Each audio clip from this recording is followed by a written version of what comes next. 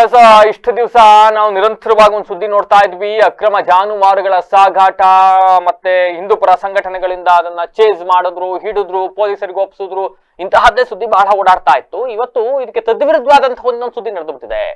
ರೈತ ವಿರೋಧಿ ಅಂತ ಆರೋಪಿಸಲ್ಪಡುವ ಜಾನುವಾರು ವಧೆ ಹಾಗೂ ಮಾರಾಟ ನಿಷೇಧ ಕಾಯ್ದೆ 2020 ವಾಪಸ್ ಪಡಿಬೇಕು ಅಂತ ಅಂದರೆ ಏನು ಈ ಜಾನುವಾರುಗಳನ್ನ ಮಾರಾಟ ಮಾಡ್ತಕ್ಕಂಥದ್ದಾಗಿರಬಹುದು ಅಥವಾ ಹಸುಗಳನ್ನ ಕಡಿತಕ್ಕಂಥದ್ದು ಈ ನಿಷೇಧ ಕಾಯ್ದೆ ಏನಿದೆ ಅದನ್ನ ವಾಪಸ್ ಪಡಿಬೇಕು ಅಂತ ರೈತರು ತಮ್ಮ ಜಾನುವಾರುಗಳನ್ನ ಮುಕ್ತವಾಗಿ ಮಾರಾಟ ಮಾಡುವ ವ್ಯವಸ್ಥೆಯನ್ನ ಕಲ್ಪಿಸಬೇಕು ಅಂತ ಆಗ್ರಹಿಸಿ ಮುಸಲ್ಮಾನರಲ್ಲ, ವಿವಿಧ ರೈತ, ದಲಿತ, ಜನಪರ ಸಂಘಟನೆಗಳು ಇವತ್ತು ಜಿಲ್ಲೆಯಲ್ಲಿ ಪ್ರತಿಭಟನೆ ಮಾಡಿರ್ತಕ್ಕಂಥ ಘಟನೆ ನಡೆದಿದೆ.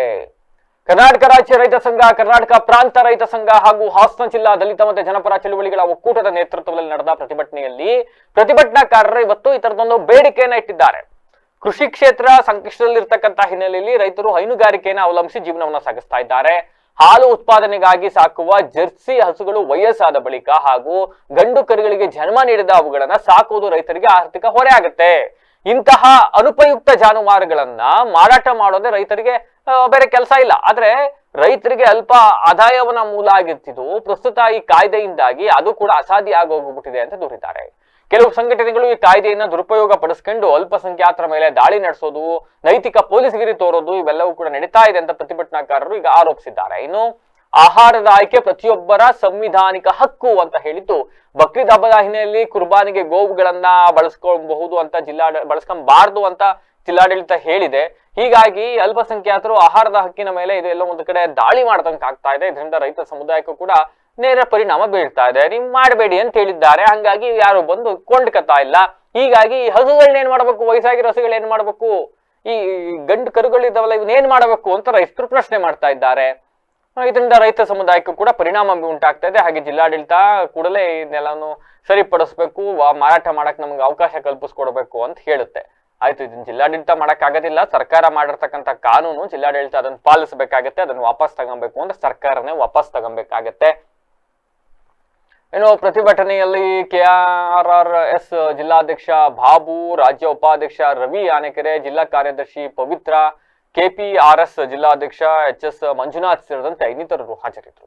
ಕರ್ನಾಟಕ ರಾಜ್ಯ ಸರ್ಕಾರ ಗೋಹತ್ಯೆ ನಿಷೇಧ ಕಾಯ್ದೆಯನ್ನು ಜಾರಿಗೆ ತರೋದ್ರ ಮೂಲಕ ಇವತ್ತು ಕರ್ನಾಟಕದಲ್ಲಿ ಅತ್ಯಂತ ಬಡ ಮತ್ತು ಹಿಂದುಳಿದಿರ್ತಕ್ಕಂಥ ರೈತ ಸಮುದಾಯದ ಮೇಲೆ ಒಂದು ದೊಡ್ಡ ಗದಪ್ರಹಾರವನ್ನು ಇವತ್ತು ಮಾಡೋದಕ್ಕೆ ಹೊರಟಿದೆ.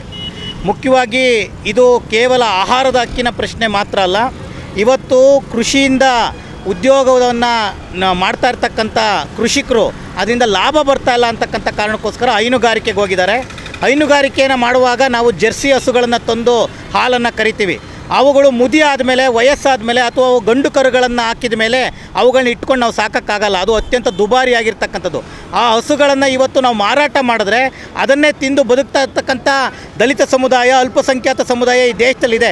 ಅವರಿಗೆ ಅವಕಾಶ ಮಾಡಿಕೊಟ್ರೆ ರೈತರು ಕೂಡ ಬದುಕ್ತಾರೆ, ಅವರ ಆಹಾರದ ಹಕ್ಕನ್ನು ಕೂಡ ಕಾಪಾಡ್ದಂಗೆ ಆಗುತ್ತೆ. ಆದರೆ ಇವತ್ತು ರಾಜ್ಯ ಸರ್ಕಾರ ಬಕ್ರೀದ್ ಹಬ್ಬವನ್ನು ಮುಂದೆ ಮಾಡಿಕೊಂಡು ಇವತ್ತು ಇಂತಹ ಗೋಹತ್ಯೆಯನ್ನು ನಾವು ಮಾಡೋಕ್ಕೆ ಸಾಧ್ಯ ಇಲ್ಲ, ಮಾಡೋಕ್ಕೆ ಅವಕಾಶ ಕೊಡಲ್ಲ ಅಂತ ಹೇಳ್ತಿದ್ರೆ ಇದು ರೈತರ ಮೇಲೆ ಮಾಡ್ತಾ ಇರ್ತಕ್ಕಂಥ ಅತ್ಯಂತ ದೊಡ್ಡ ಅನ್ಯಾಯ. ಹಂಗಾಗಿ ರೈತರ ಹಸುಗಳನ್ನು, ದನಗಳನ್ನು, ಎಮ್ಮೆಗಳನ್ನು, ಕೋಣಗಳನ್ನು ಮಾರಾಟ ಮಾಡೋದಕ್ಕೆ ಜಿಲ್ಲಾಡಳಿತ, ರಾಜ್ಯ ಸರ್ಕಾರ ಸೂಕ್ತವಾಗಿರ್ತಕ್ಕಂಥ ವ್ಯವಸ್ಥೆಯನ್ನು ಮಾಡಿಕೊಡ್ಬೇಕು ಅಂತೇಳಿ ಇವತ್ತು ಕರ್ನಾಟಕ ರಾಜ್ಯ ರೈತ ಸಂಘ, ಕರ್ನಾಟಕ ಪ್ರಾಂತ ರೈತ ಸಂಘ ಮತ್ತು ಜಿಲ್ಲೆಯ ದಲಿತ ಮತ್ತು ಜನಪರ ಚಳುವಳಿಗಳು ಒಟ್ಟಿಗೆ ಸೇರಿ ಈ ಪ್ರತಿಭಟನೆಯನ್ನು ನಡೆಸ್ತಾ ಇದ್ದೇವೆ.